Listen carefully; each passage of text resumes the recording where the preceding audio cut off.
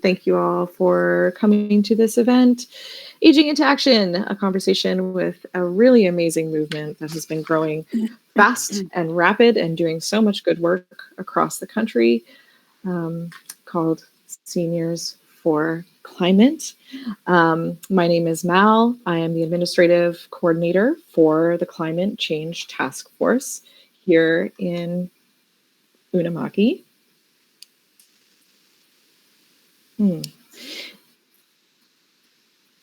And the Climate Change Task Force is a group of, honestly, community members from all walks of life that has come together because our climate and our ecology matters to us a whole lot. And we would like to see our government work collaboratively with communities when it comes to things like resource extraction and choices about our environment. And we would like to see communities be re-enfranchised and re-empowered into making decisions about how we work in harmony with our land around us. And speaking of land, I would love to invite one of our members, Paul, to come on and do a land acknowledgement for us.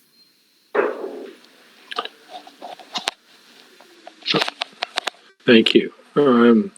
We acknowledge that we are on Mi'kma'ki, which is the ancestral territory of the Mi'kmaq people, and they are members of the Wabanaki Confederacy, which consisted of the Mi'kmaq, Maliseet, Passamaquoddy, and a loosely allied group of people and communities living between the Penobscot and the Kennebec rivers. Wabanaki translates to the people of the dawn. The Mi'kmaq have taken care of this land since time immemorial, and they are the future caretakers of the land on which we currently reside. The first peace and friendship treaty was signed in 1725, so we have a shared history and a treaty relationship. We are all treaty people. It's respectful to use the correct Mi'kmaq name for the places of which we speak, and to avoid using colonial language to describe Indigenous communities if at all possible. Mi'kmaq elders Dr. Merdina and Albert Marshall are the originators of the expression two-eyed seeing, which describes the idea of weaving Indigenous knowledge with that of non-Indigenous knowledge to come up with the best of both. We should remember that there are 7 grandfather teachings or sacred teachings: bravery, honesty, humility, love, respect, truth, and wisdom. Thank you. Walalio.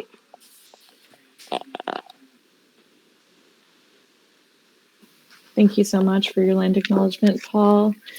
And I also want to give a special thank you and welcome to Millbrook First Nations students who are here today. Terry, one of our members from the CCTF. Terry Gibbs is a professor for one of their courses, and we are very, very lucky to have them all here and attending. So thank you and welcome. Thank you for coming. Without further ado, I am going to turn it over to Louise to introduce Seniors for Climate Change, or Seniors for Climate, and themselves and all the work that they've been doing. So welcome, Louise. Thank you for coming and doing this presentation for us. You're welcome, and I'm happy to be here. Why don't I start with just a little bit about myself and what my story is, because I think it's one of many stories in terms of how we get to be where we are.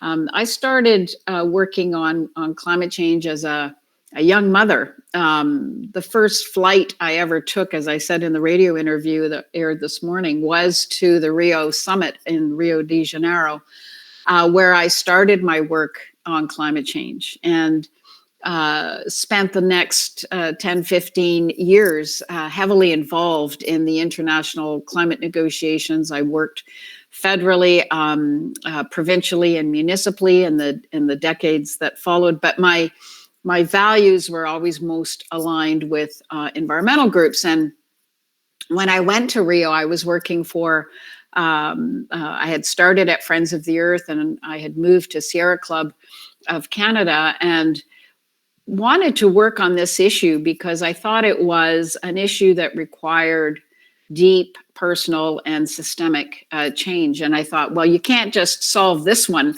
by adding, an end of pipe technology. Little did I think that I would be still at it 30 some years later and contemplating spending my retirement years working on it still. But it's because I've been driven by a deep desire to prevent suffering. And climate change is an issue that we fight about or argue about or advocate for solutions to. That's often based in technology discussions, political discussions. But for me, climate change is a deeply ethical issue. And it is about preventing harm to those that we love. And ultimately, my interest in climate change is really about a love story. And so I hope that we come through this conversations tonight with permission to have some of those emotions, positive emotions, present in our engagement together. Last summer, or maybe several months before that, I got a call from a colleague of mine that works for, or as a volunteer with, Seniors for Climate Action Now in Ontario, Rolly Montpellier.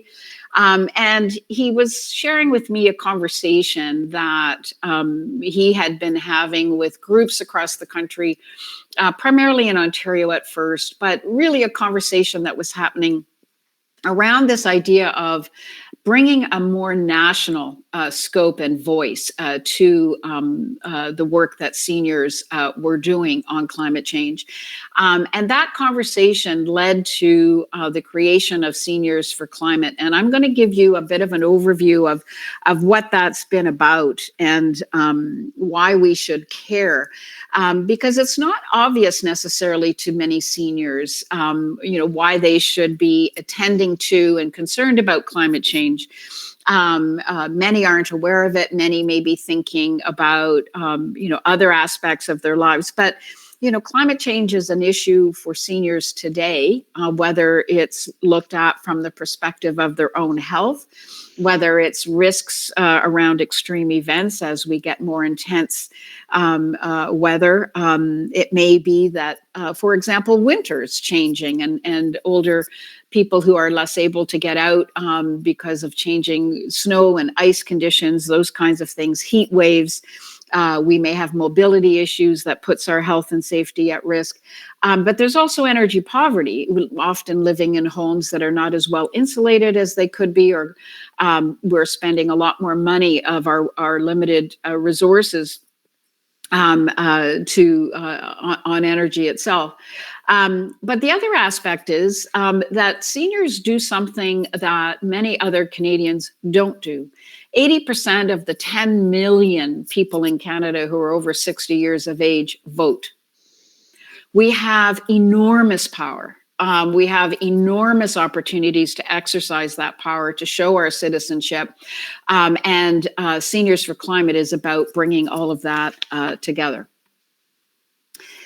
We started, as I said, with a group of 6 groups: Suzuki Elders, Climate Action for Lifelong Learners, Grandmothers Act to Save the Planet, Climate Legacy, Seniors for Climate Action Now, and For Our Grandchildren. We're kind of the 6 original endorsers. And we came together out of those original conversations, created a whole infrastructure of amazing seniors and volunteers with incredible experience and skills. And within 6 months, basically pulled together a national event last October with events, 76 locations signed up, over 6,000 people involved in essentially bringing the profile of climate, the need for greater climate action to the fore. And what was so important about that was that we were the only imagine a group of volunteers, the only group last year that had national profile events. And we did get about 300 media hits out of that. As I said, 6,000 seniors and allies, and that includes young folks, Indigenous leaders, older folks. And I mention this because, the name Seniors for Climate, you think, well, that's just for seniors. No, we are here to reach across the generations. We want the generations to know that their grandparents know that this is a problem. They care, and they really don't want to leave this tragedy to future generations. I would love to show you a trailer, but we can't figure it out. But one of the things that came out of our amazing event last year was a documentary that is being profiled on April 3rd and in full release after April 7th. It'll be on the Seniors for Climate YouTube channel. If you go to seniorsforclimate.org, you can see the trailer. It is very moving and powerful, showing the events that happened across the country. And what's so important about what happened was that, we are focused on action, but through citizenship. And, I'm often asked, as I was in the radio interview, how do you keep going after 35 some years working on this issue? It's because we do something, anything. But when you do it in community, in relation with other people, and you don't feel alone, that's where your real power comes from. And so this documentary, let's just say, is worth watching. I wish I could show you the trailer, but so be it. We also are in a very, very interesting time in terms of threats to our country. And of course, we're in the middle of or just beginning of a federal election. And it beg the question, where is climate change going to fit in this conversation? We already are seeing, as always the case, that the fossil fuel industry knows how to take advantage of moments. They're exercising their power. The focus is on the economy. It's focused on social issues, and the environment is not featuring. It will be the economy at the expense of the environment if we don't rise up and say that we expect politicians to walk and chew gum at the same time. That means we expect climate protection while we reorient our economy. And so the question becomes, how do we involve ourselves? Well, of course, this is a great question in terms of reorienting our economy, building out infrastructure. Well, it should be building out infrastructure for clean energy, for an electricity system that supports our lives, powers our lives. And we have to build our capacity and confidence that a new energy system built on electricity to power our lives is a reliable and affordable way to go, and that it should feature prominently in this discussion of where does Canada go now. Let me just do this. So what's happening? It just turns out we seem to pick the great moments. We decided that we were going to be, yes, I'll share the presentation, absolutely. We have picked two moments in 2025 for our next round of events. Earth Week, with a focus on April 22nd, which is Earth Day. We have communities signing up all across the country again, many trying to expand what they did last time. We had rallies, we had talking circles, we had tree planting, we had education and green burial, we had it all. And you also are looking at events here in the Atlantic, including in Cape Breton, and we're going to hear a little bit more about that through Dr. Is it Dr. Kennedy? I keep wanting to get that right. In terms of community health and training people in terms of their events at home, whether it's car repair or mending and those kinds of things, that reuse and reduce kind of component. in terms of our own ambitions, and I really do wonder sometimes how we keep thinking we can handle all of this, but here we are, we're doing it. We would like to have 10,000 people involved this time. We would like to have more than 100 communities involved this time. It might not happen during Earth Week. We also plan to have events in the fall where we time those events with UN climate week, and likely in partnership with groups like the Third Act, if you've heard about that in the US, and other organizations. Our goal here is to speak truth to power. Our goal here is to not be afraid. We are at a stage of life where we don't have to be afraid, where we can say that it is the time to move our country and our planet off of fossil fuels, to break that addiction and to move us into a cleaner, less dirty, more healthy energy system that is fair to all. We also, of course, have to invest in protecting seniors and all citizens, all Canadians from what's going to happen in terms of climate change itself. We're not slowing down global emissions, unfortunately, and we will have suffering. Let's just be blunt about it. There will be suffering. There'll be suffering, as we've seen in Canada, from whether it's wildfires in Nova Scotia, or whether it's wildfires in Jasper, whether it's from heat waves, whether it's from flooding, whether it's from coastal erosion. All of these things need to be dealt with to ensure that our communities are also safe. So on the one hand, we need a new energy system. On the other hand, we need to protect ourselves and our communities from the effects that we can no longer avoid. And if you want to talk about climate change itself and how it works, I'm happy to talk about all of that. You are welcome to join Seniors for Climate, no matter how old you are. And it's very easy to sign up through the Join Us button, as I said, for seniorsforclimate.org. We do want folks who are doing anything on Earth Day. If they want to do it under the Seniors for Climate banner, that's great. If you want to let us know what you're thinking of doing, we'll put it on the map. The idea here is, again, I want to end by saying the idea really is to reach across the generations. We know there's anxiety. We know younger generations sometimes aren't sure that older generations are paying attention to this issue or that they care about this issue. And I really just want to say that's not true. We're here. And one of the things that I would say is, if you had to pick something you wanted to do and you're not primed for rallies and things like that. In New Brunswick, we're planning a lot of talking circles where people can sit in small groups and simply share how they feel about this issue.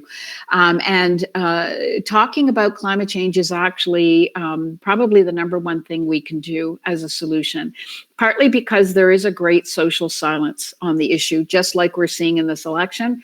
And when we speak about an issue that we care about, the people we love, the people that love us, know that we think it's important. We know that parents, that 35 to 54-year-old segment of the age cohorts, they're busy. They got the jobs and the kids and the mortgages and so on. It's the grandparents, I think, who could reach across to their grandchildren. And we could really, really, really turn this issue around if we really keep joining together through these kinds of events nationally and potentially internationally through collaboration with groups like Bill McGibbon's Third Act. So why don't I stop there? I know I've spoken a bit longer than I should have, but I'll stop presenting and we'll move into the next part of the conversation. That was a perfectly fine timing, Louise. On the nose. Thank you so much for everything you've got. And heads up to people who are watching that in the chat. We have a few links pinned. You can go for seniorsforclimate.org to sign up. We have some other links to some of the community websites and work that Louise was engaged in. And we have, again, the CBC interview at the beginning there. Well, now we're going to welcome on some folks to help us talk about this issue. As Louise was saying, the best thing that we can do is talk about it. So I'd like to welcome on two members of CCTF, Paul and Terry. And we have another special guest coming with us for the panel discussion, Dorothy, who works with the local Seniors for Climate group. And we were very happy to have you all here. Terry, if you, I know you always have lots of questions and lots of thoughts and lots of places to start. I'm wondering if you want to jump on and start off the discussion. Therefore, I won't do my usual. I just first want to say, Louise, thank you for that fabulous opening. And I loved hearing your interview today and your first plane trip to Rio. And it was a wonderful story, really interesting trajectory and amazing work life that you've had. And thank you for all your work and for joining us tonight. And I'm really pleased that my students were able to come. And so I'm actually not going to say too much. I want to open it to the floor because I can come back and ask questions afterwards. I did want to say, though, that I'm really grateful for these kind of events. They're not just about holding a webinar. As Louise kind of implicitly said, this is building relationships. We're building relationships across the country, and that's what the CCTF is trying to do.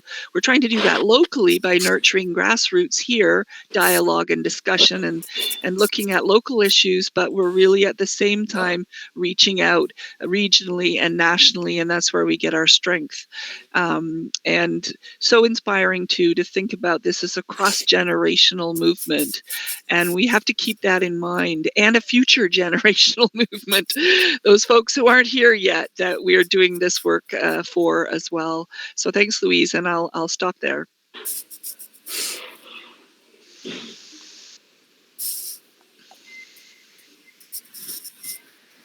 Maybe I'll start this off even asking a question, even of Louise. Like, for Seniors for Climate, do you see seniors joining this movement and our elders joining this movement who maybe didn't give a flying hat about environment before joining these events now? And why do you think it is that people are changing their minds?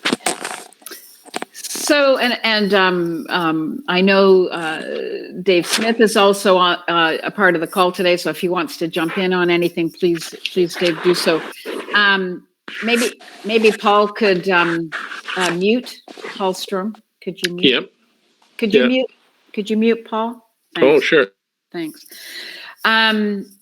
A few things. The research that I do looks at this question of the kinds of people that are involved, and I suspect many of the people, in fact, I know in terms of Seniors for Climate, many of us who are involved, I would put into what we call the activist, and I don't mean in the sense of always having worked for environmental groups, but who are what we call in terms of audience segmentation, progressive activists, who have a concern already, very engaged, comfortable with taking positions and being concerned already.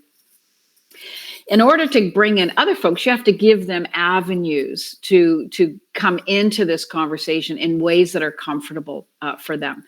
And so that involves a few things. For example, last time in New Brunswick, we included a webinar that was simply focused on the health effects of climate change on seniors.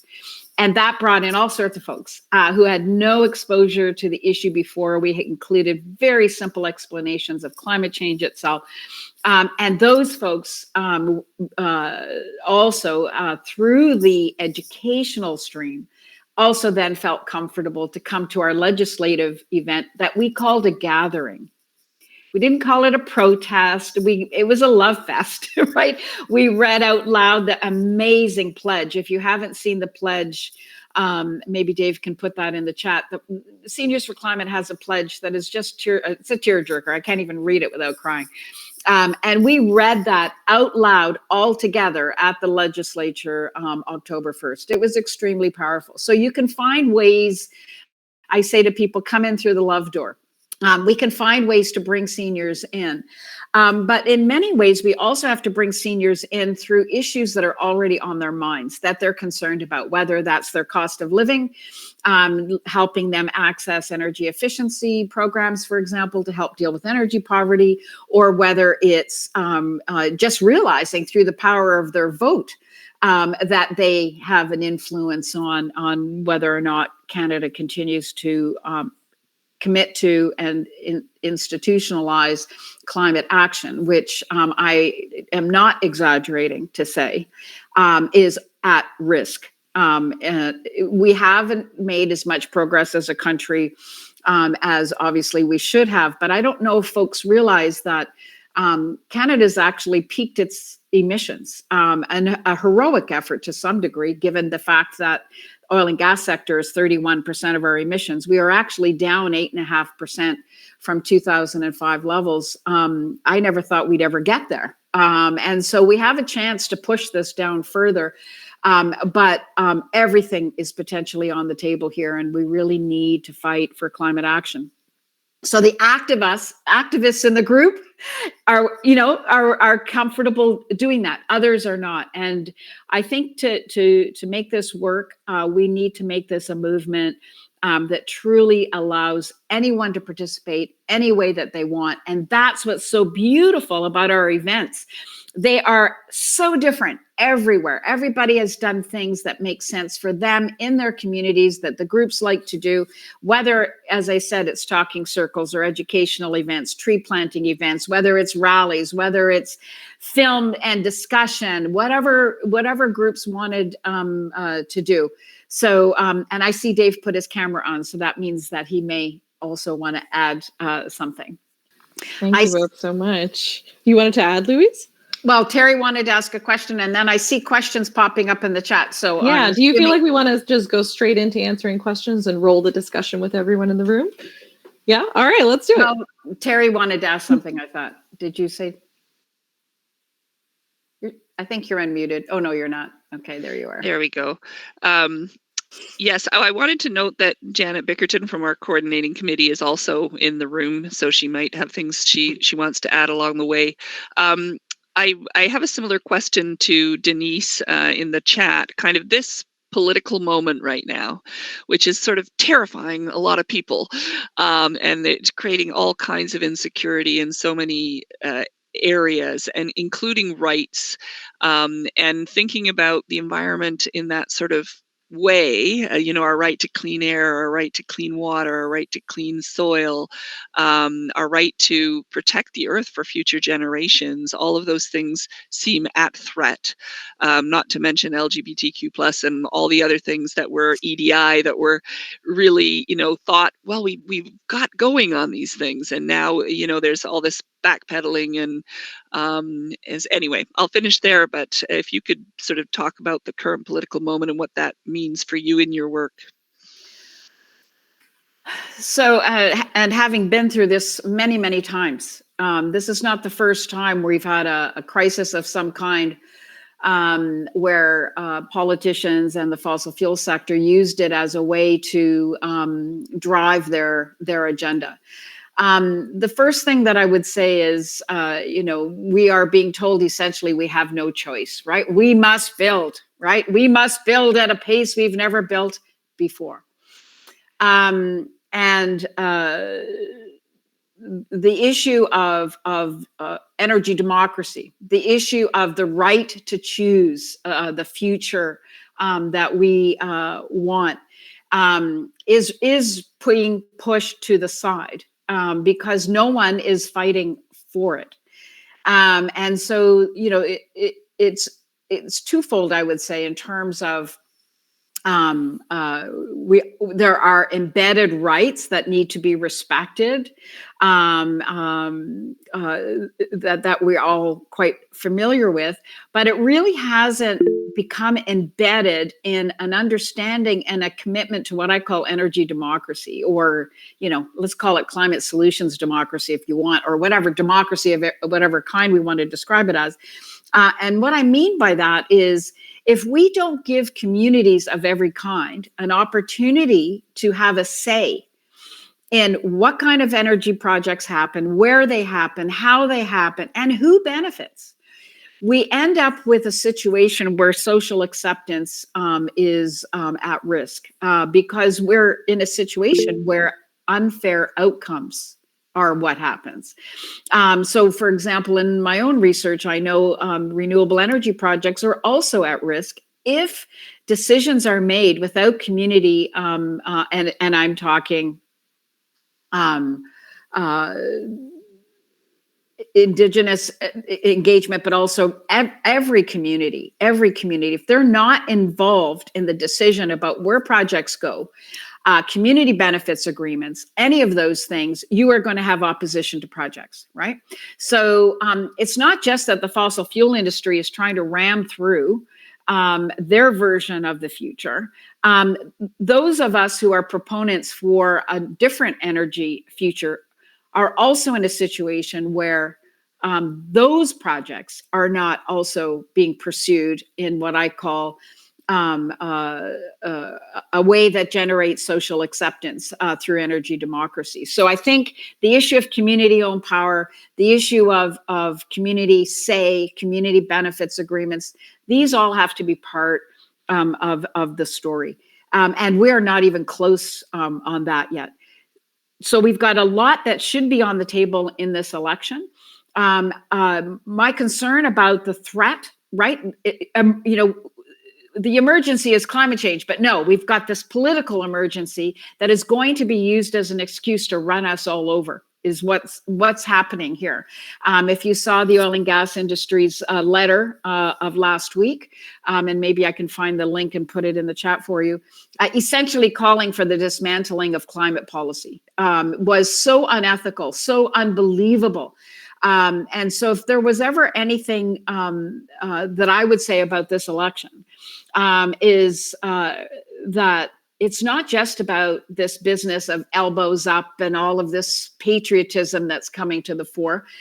It's that if we don't come forward and say that we insist that the future of Canada includes climate safe Canada, a Canada that has an energy system that is built in the right way for the right people at the right time, then we're not going to get it. And I really don't see anybody other than Seniors for Climate trying to rally around this set of issues. The environmental groups are getting no coverage. I don't think they're planning any rallies like we are. We may be the only national event with publicly held events across Canada during this election focused on climate change. Shannon has her hand up. Is that something we can let her speak, or? Shannon, how's it working with the mic? There should be a red mic button at the bottom of your screen that you can press to turn it on. If that's not working, then we can maybe request that you type it in the chat, and we will. Oh, there we go. Figured it out. So, long time climate and environmental supporter. Like, I'm 50 now, and I started this in high school. So Montreal Protocol, all the things, everything. And I completely agree with you in terms of fossil fuel use and the need to phase it out.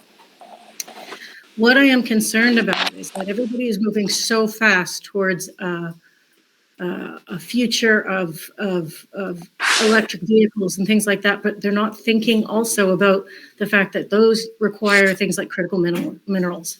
Our own government here in Nova Scotia, in the latest blue tide, has decided that we have to make it easier for mining companies to come in and just take whatever they need.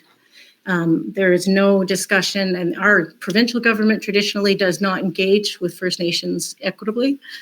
They don't meet them where they're at. And also there's this other part that I've always thought about, is that there's got to be a cradle to grave approach. That's fine. We've all got electric vehicles.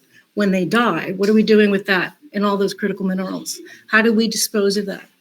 And so what I'm really concerned about as an environmentalist is that we don't just leave what we know is already damaging to get something that's also going to be damaging, both to our earth. Like, once you dig it out of the earth, we're not putting it back in the same place. So, and it impacts people's lives. It impacts their lands. It impacts their traditions. So that's the biggest thing for me when we talk about getting rid of fossil fuel. Yes, absolutely. But also there's this other, which of the devils is worse? Yeah, I could, just a few things to say. I can easily answer the last part of it, which is which one is worse. Internal combustion engines are grossly inefficient. Electrified transportation is hugely efficient. And so you get a lot more bang out of an electric vehicle than you do out of a gasoline vehicle. They go further. They are more recyclable than we're understanding. You're correct that life cycle producer responsibility obviously is required. All of those, whether we are looking at electric public transit or personal transportation for those of us in places. I live in a rural environment. We have an electric vehicle. It is our commuting vehicle. It works. It's a charm. It's unbelievable how efficient it is. But the requirement for recycling is real, and that infrastructure is starting to be built, but it needs to be built quickly, and we need to demand it. On the question of mining, I'm very worried about it. I'm very worried again that it's being used as an excuse from proponents to run over the rights of peoples and communities. And so again, we need to be speaking up about this and participating very strongly and actively in these processes. I'd also say, and I've done a fair bit of research and focus groups and surveys trying to help find out where people sit and what they know and what they are concerned about. People are concerned about reliability, whether the new energy system will be reliable. And we need to counter misinformation where there is misinformation. And we need to talk about the issue of, solving planetary problems with new consumption. I mean, obviously, that is not exactly what we're talking about. There is the issue of, how innovative or innovations flow through an economy. And we do have issues around accessibility. We know that is absolutely the case. We need to make access to energy efficiency programs and heat pumps and things like that also much more accessible and easy for people to get to, including not having to pay anything up front, because it's a real barrier in terms of, yes, there can be savings in the long term. It's really hard to explain the difference between a life with a gasoline vehicle, for at least as I understood it before, and what we do now. We literally are spending maybe $20 a month in electricity to charge our vehicle. We never go to a gas station. And there are multiple uses for these batteries. So there are real issues, not to downplay them at all. But there's also a lot of misinformation from people who are actually trying to keep the fossil fuel economy going. And then there's the mining issues. So for example, in New Brunswick, where I'm the most familiar, we have two huge mines, both of them proposed with liquid tailings ponds, which absolutely cannot be allowed to happen. And so we all have to kind of engage around this issue of the new and the change and, what's acceptable. We're not solving climate change by switching out billions of vehicles to electric. That's not happening. We need different transportation systems. We need new ways of managing our mobility issues. But to be people with personal vehicles. And I can say that charging your car in your driveway is a very cool thing. And we saved our money for a long time to get our vehicle, and I'm very glad that we did. And I totally appreciate that not everybody can. And I feel it was kind of my job to kind of be part of that movement to try to help make it happen and get those costs down so that it's an accessible opportunity for everyone. I'm going to check in and pass it over to Paul next.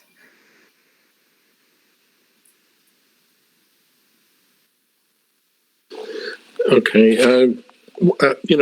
This past week, I watched webinar with Jim Stafford, and he was talking about the fossil fuel industry, and it's thanks to them that we are actually in the crisis, the financial crisis that we're in, because they raked off billions of dollars, that should have been, given to the public, and because of that whole scenario around fossil fuels, it drove the cost of transportation up immensely all over.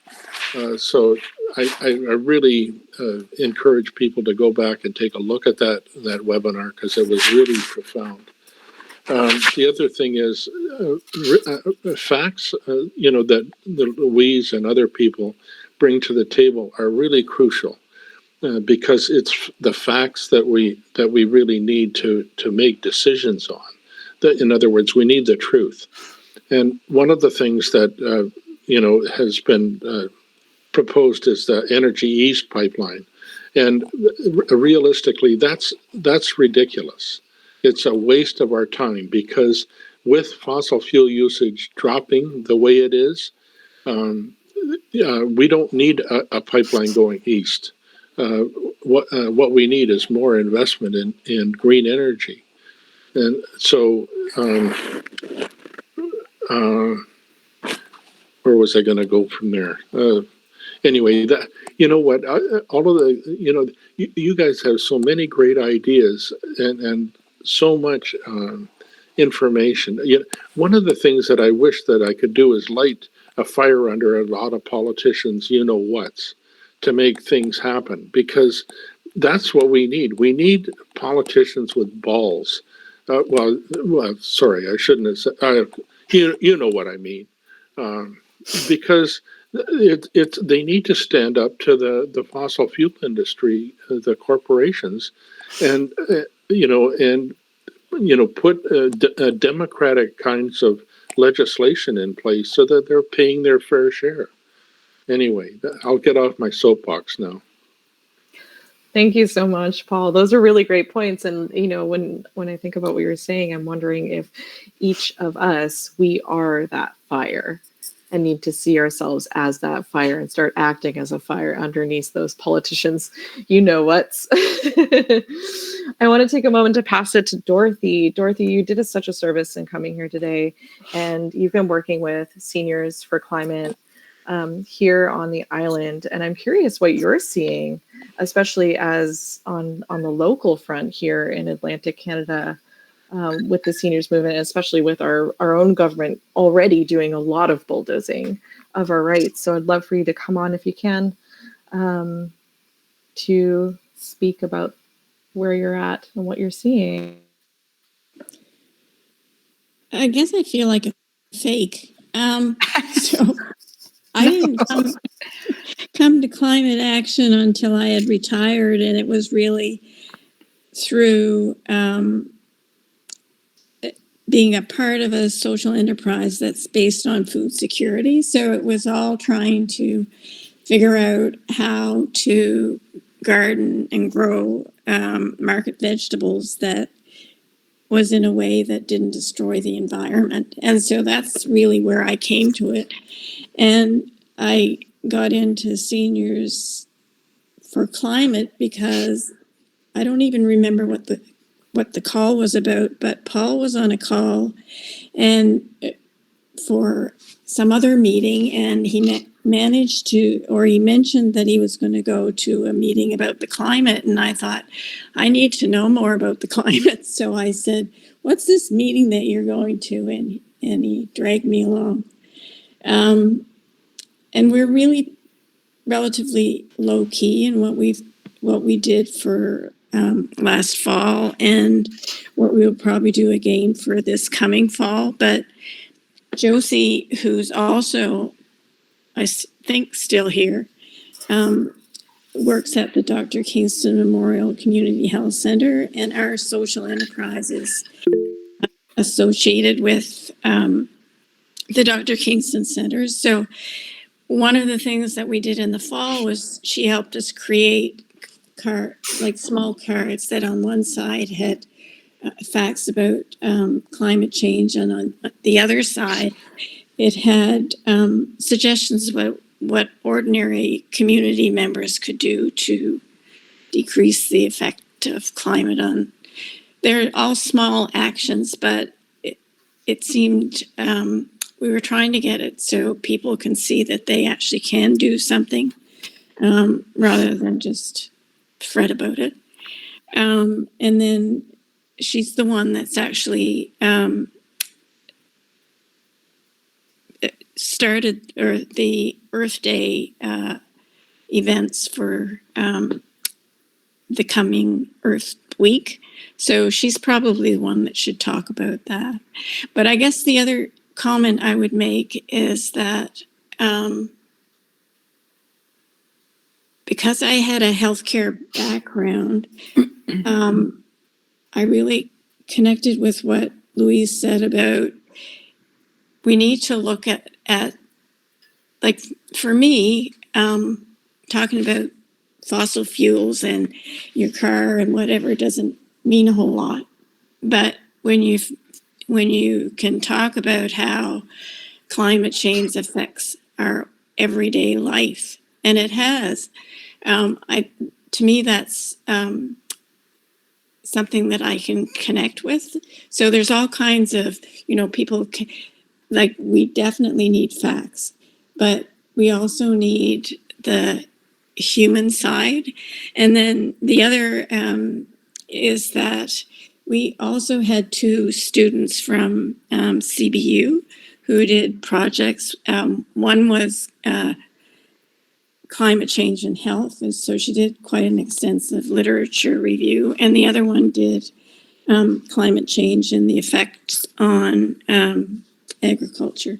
And agriculture itself has a significant impact that fewer people talk about on the environment. So, I think to me, that was kind of how I got into it. And I would like a greater emphasis on it as well.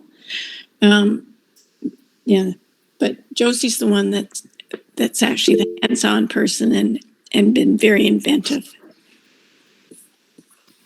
I'm going to pass things over to, I'm imagining your name is not community engagement and public relations, as beautiful as that may sound. But if you'd love to come off mic. Hi, guys. No, my name is Josie Robinson. I'm not community engagement and public relations. That is my title here at the Dr. Kingston Memorial Community Health Center.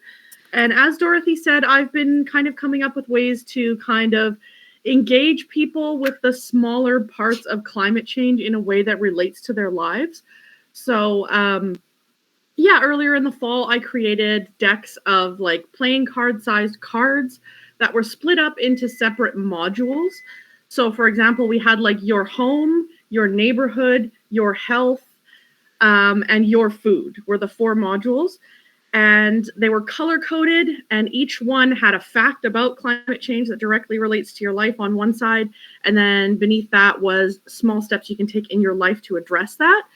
I just felt that it would be a way for people to interact with each other and address their own eco-anxiety.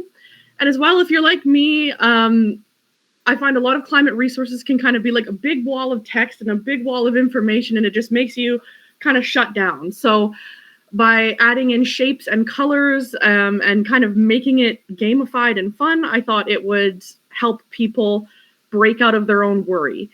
As well, this spring coming up, starting next week, actually, we're having some skill sharing workshops. And so we have the themes of car repair for average drivers. We have waste-free cooking, how to stretch $1 and stretch basic ingredients into many meals using every part of what you buy. We have a clothing repair workshop, which I will actually be teaching. And we have an upholstering workshop so that you can revamp old things without having to go out and buy new stuff or throw stuff away.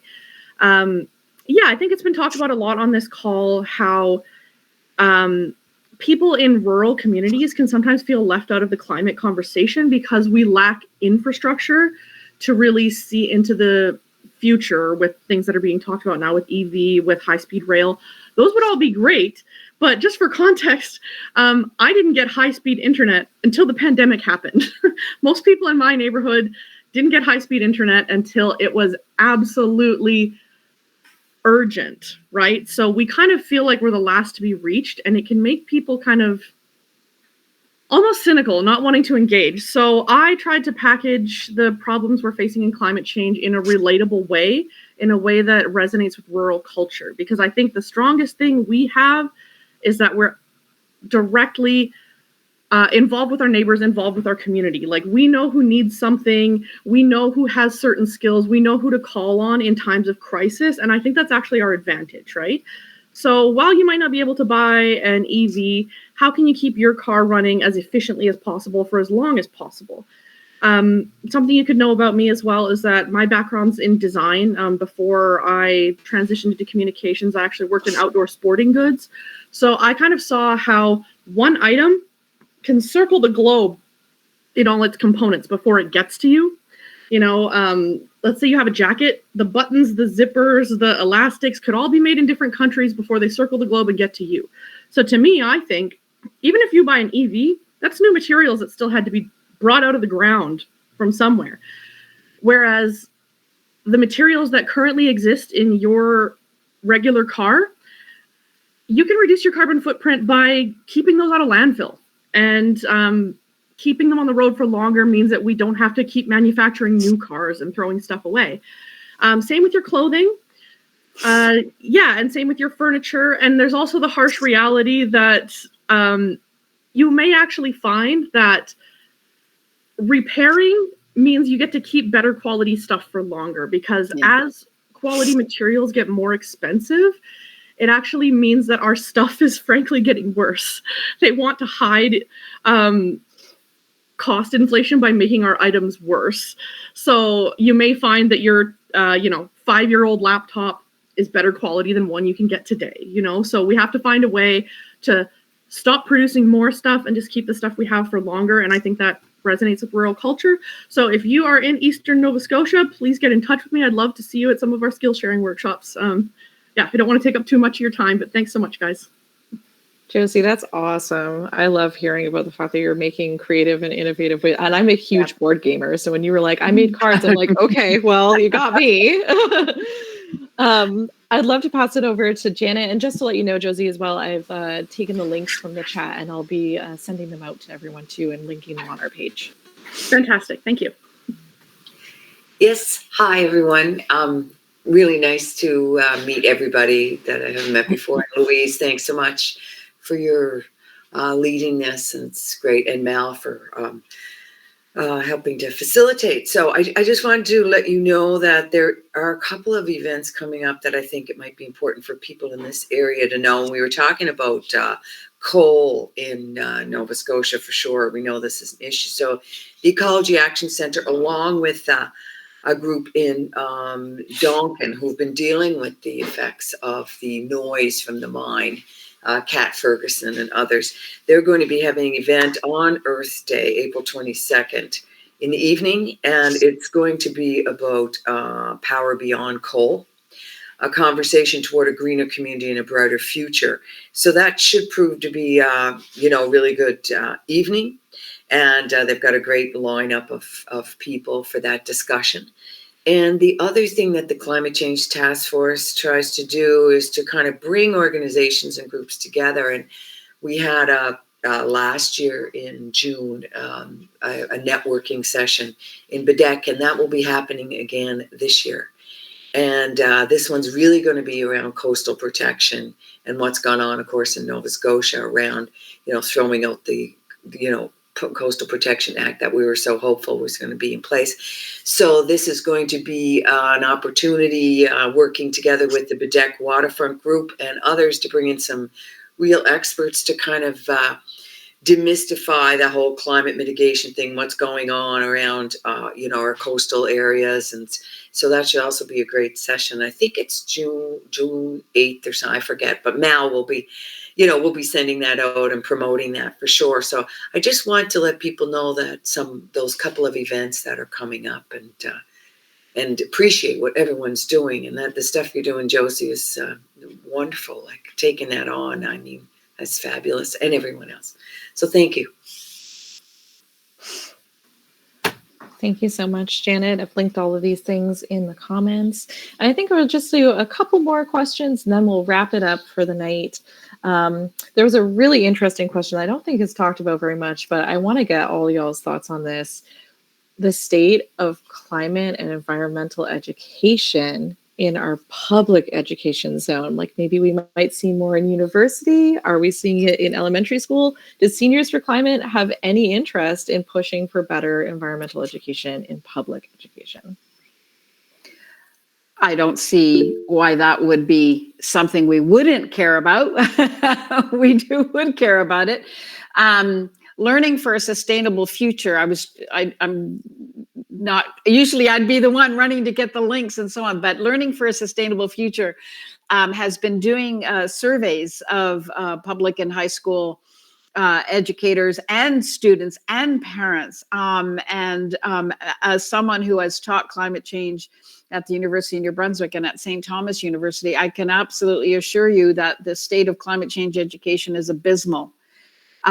Students get very, very little exposure to climate change information. And often when they do, it's because a teacher has a particular interest. And when they don't, it's because a teacher is afraid that it's controversial or they don't feel confident in the material. And so we do have, I would say, an uneven reality. I measured in a survey I did last fall, a national survey of 2,000 Canadians. I asked from a list of possible contributions to what was the primary cause of climate change. Only 49% of people could guess from the list that it was burning fossil fuels like coal, oil, and gas. 39% of the population picked all sorts of other things, including volcanoes and nuclear power plants and all sorts of things. So we do need to include this issue of the primary cause of climate change in all of our communications. And I do appreciate the reference on agriculture, because of course the agriculture sector is a big contributor, particularly industrial and in particular animals that we are raising in the farming industrial system. But 80% is from the burning of fossil fuels. We've got about, it changes if you're global or national or whatever, but I'm giving you rough proportions here. And it is really important to not just say fossil fuels. Fossil fuels in and of themselves are not the problem. It's burning the stuff. We have to remember to say or as Bill McGibbon, if I can be rude about it, I think he said it something like, we got to stop burning shit. And it's kind of the basic reality that we have to stop burning stuff. And so it's so important that if we are talking about climate change, that we remind people and include in our conversations that it is burning. It is industrial agriculture for sure. And then, of course, if you're looking at how we track emissions, either at the farm level or at the plant level or at the vehicle level or the household level, if you're looking at it from a consumption point of view, food is huge. It's an absolutely huge part of global emissions and, of course, our own personal emissions. But relative to the energy we use, it still comes after the energy that you use in your vehicle. This number one. Flying is number one, actually, depending how many trips you take. But then it's your vehicle, then it's your heating system, and your food is a big part of that. Of course, the consumption that you have. And so this issue of trying to find things to do, I would put at the number one top of the list, is not just to say stop burning stuff, but I'd also say maybe stop counting stuff. We get into a place where we start talking about what's my carbon footprint and how many tons and what am I going to do, as if it's all about putting the pressure on the consumer side of things. I come back to where I started, which is, actually, it's our citizenship that's so important. We're in the middle of a federal election. There shouldn't be a politician anywhere who's running as a candidate in this election that doesn't hear from somebody somewhere some of the time that climate change is a priority for them, and that your vote will consider, among other things that are important to you, a climate change. And I mention this because for 30 some years, politicians have told me that climate change is something that never comes up at the door. Never comes up at the door. We need to make it come up at the door. The second thing is these public expressions of concern, whether it's the Seniors for Climate events, whether it's the Fridays for Future events, are absolutely powerful. We've got lots of research now from social scientists that show that these public displays of concern influence public support for climate policy. And so, you may think it doesn't have any meaning, or that you went to this event and it's powerful because you found community, and that's fantastic. But it's powerful because it's showing that you care, and that actually does influence other people. So yes, there are things we can each do personally, and I encourage them because I do feel actions that we take, whatever they are, make us feel better and are a real contributor, because every ton really does count. But just as important is our citizenship, talking to politicians, demanding that we expect a leadership on climate change, and then talking to each other. Those are very, very powerful actions that we can take, and should always be at the top of the list as we're going through all of the others. And then finally, I'm just so excited that food was discussed. We homestead here. We grow almost all of our own food. We're doing our maple syrup right now. And we have enough food in the house to last a year. We have a very low carbon footprint as a result. We're lucky to have a ground source heat pump in this house, and so on. And so things that I do personally, I would say, have had a huge effect, and all of your actions have a huge effect on people that you know. We bring students to our homestead all the time, and they are just so excited to see that there are opportunities for living in a way that is lower carbon intensive, and that food is something beautiful, because food is something we share with each other. It's love, right? Food is love. And so I take great pleasure out of the homestead that we have, and the way that we share our food. And it's just one of the things we can do, for sure. Yeah. No, I was just going to mention that Janet Hutchkins, I forget her last name, and I both wrote a letter to the Minister of Education in Nova Scotia about it, climate change education in the schools, and apparently they are working at it. But the letter was kind of vague, and so I'm not really sure. But absolutely, children are the best teachers of their parents. So if you want to make long-term change, you have to start with the kids.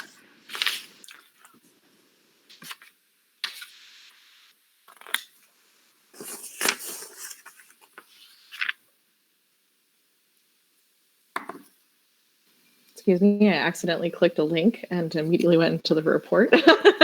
Just trying to save all the links in a document so I can get them all out after, because we've created a veritable encyclopedia of resources in this chat section today, and I don't want people who've gotten tickets to the event to miss out on them. So we'll save those for later. And I think one last thing we can address before we go is essentially, where do we go from here? If you have a call to action for people to take from this webinar home with them afterwards, what is it? Are you asking everybody? I'm going to ask everybody. I'm going to ask every single person to add a call to action. And maybe we'll start with you, Louise. Well, I did my calls to action. Let other folks come in. How about Paul? Paul, if you have a call to action for the end of the event, what would it be?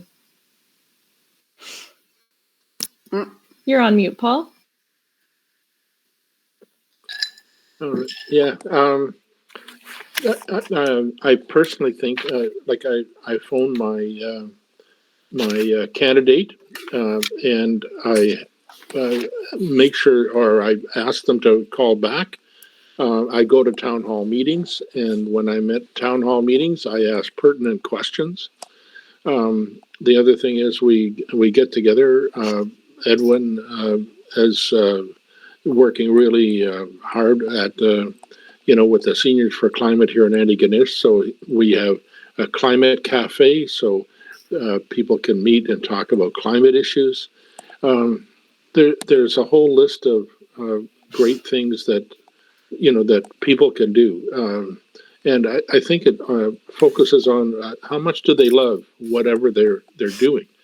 If you really love to talk with people, you go out and do that. If you love to knock on doors, great. Anyway, lots of food for thought. Thanks, Paul. And Dorothy, if you have one thing you'd love for people to take away, a call to action that they can do after this webinar. I guess for me, when decisions are made, the consideration of who was harmed the most. So I think a lot of tough decisions have to be made in the future, but if the people who are harmed the most are those who are always harmed the most, then we're not being humans. Thanks, Dorothy. I'm going to pass it over to you, Terry.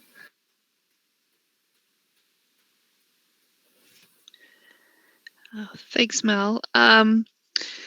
I guess in the flavor of what Louise and Josie both said, I think do what you can where you are. And hopefully don't feel too overwhelmed. Start with the small steps, and sometimes that's a conversation with your neighbor. It's what people are doing as parents. It's in the gardens people are planting. It's in the spaces people are creating for butterflies to land on their land. Out to and including the folks who are on, out protesting, and the people who are doing the education work. And so I think there's so many threads and pieces to this. So it's finding what drives you and what your unique capacities can bring to this, and linking up with other folks. And as Louise said at the beginning, we know that some people are not in a position to be out doing activism all the time or to be on those front lines. So environmentalists come in many shapes, colors, sizes, cultures, religions, and so do what you can where you are. Thanks, Terry. And I want to call up Shannon's call to action, which is inclusion of DEI in climate change spaces, income, communities, and ability, considering other cultures and perspectives, and integrating new ways of being and worldviews. For myself as the impromptu host of this event, I think my call to action will be to follow Seniors for Climate at their website, and of course follow the CCTF on Facebook and on our email list, where we can send you all of these masses of encyclopedic resources and keep you up to date on different events from different organizations across Canada and across the Atlantic provinces. A special thank you to Louise and to David for coming for Seniors for Climate and getting us all involved in this really large movement that I hope is going to double and triple in size this year. We'll see you all on Earth Day, where there's inevitably going to be many events going on. Thank you to Dorothy for coming. Thank you to Terry for joining in. And thank you so much to Paul and Terry for helping organize this event, and to everyone at the CCTF who came here tonight. Thank you, and a good night. Bye. Good night. Bye.